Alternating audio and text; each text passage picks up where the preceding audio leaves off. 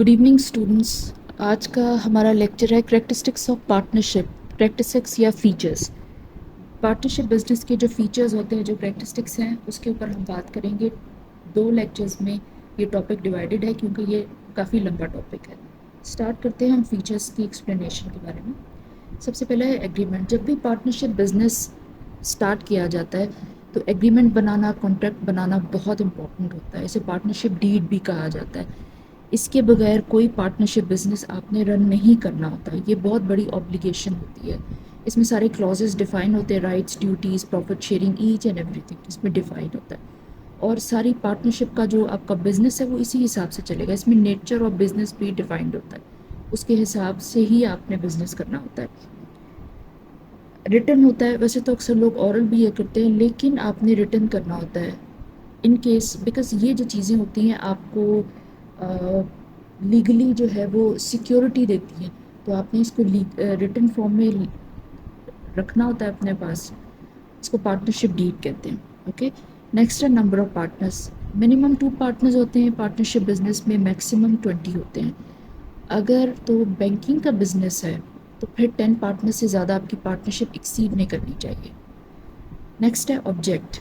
Objective, purpose, आप कुछ भी कहें।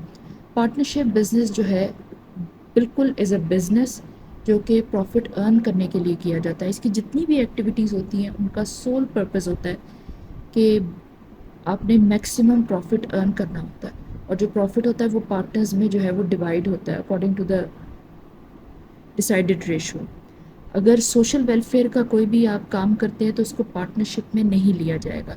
उसकी अपनी एक बिजनेस ऑर्गेनाइजेशन होती है, फॉर्म ऑफ बिजनेस होता है, जिसे हम एनजीओ कहते हैं, नॉन गवर्नमेंट ऑर्गेनाइजेशन कह सकते हैं, नॉन प्रॉफिट होती हैं ये ऑर्गेनाइजेशंस। ओके, नेक्स्ट है अनलिमिटेड लायबिलिटी। पार्टनरशिप में ऐसा होता है जितने भी पार्टनर्स होते हैं वो अनलिमिटेड लायबिलिटी रखते हैं।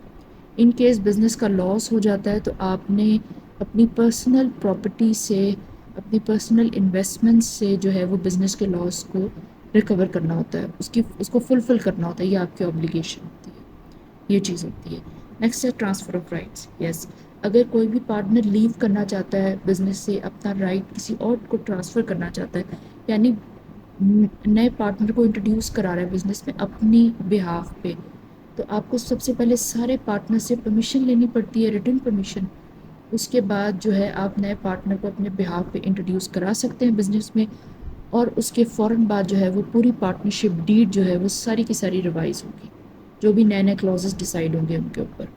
अदरवाइज़ आप उस बिज़नेस को इस तरह से कंटिन्यू नहीं कर सकते, कुछ लीगैलिटीज़ होती हैं, लीगल एंटिटी। ओके, ऐसा होता है कि जैसे सोल प्रोप्राइटरशिप में नेसेसरी नहीं है कि आप अपने बिज़नेस को रजिस्टर करें, पार्टनरशिप में भी नहीं है, ऐसी कोई नेसेसिटी नहीं है। पार्टनरशिप में अगर आप नहीं भी बिज़नेस को रजिस्टर करते, गवर्नमेंट की तरफ से कोई ऐसी लायबिलिटी पर्टिकुलरली नहीं है। हाँ, कुछ स्पेसिफिक क्लॉजेज में हो जाए तो वो एक अलहदा चीज़ होती है, लेकिन अगर आप अलहदा से इसको रजिस्टर नहीं करेंगे तो आपको कुछ बेनिफिट्स भी होते हैं।